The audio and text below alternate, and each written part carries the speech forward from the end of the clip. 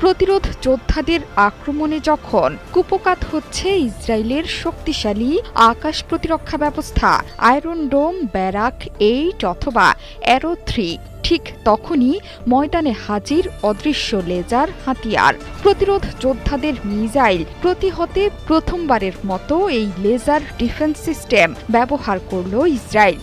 অর্থাৎ শত্রুর ড্রোন শেষ করতে নিজেদের প্রোটোটাইপ লেজার এয়ার ডিফেন্স ব্যবহার করছে দেশটি। ইসরায়েলের নতুন এই অস্ত্র যুদ্ধে গেম চেঞ্জার হতে চলেছে বলে মনে করছে তেল আবিব। ইসরায়েলের প্রতিরক্ষা ব্যবস্থায় এক যুগান্তকারী অস্ত্র লেজার ডিফেন্স সিস্টেম। ইসরায়েল আগেই ঘোষণা দিয়েছিল লেজার প্রতিরক্ষা ব্যবস্থা তৈরি করার। সেই অনুযায়ী এখন নিরীহ ফিলিস্তিনিদের মারার অস্ত্র হিসেবে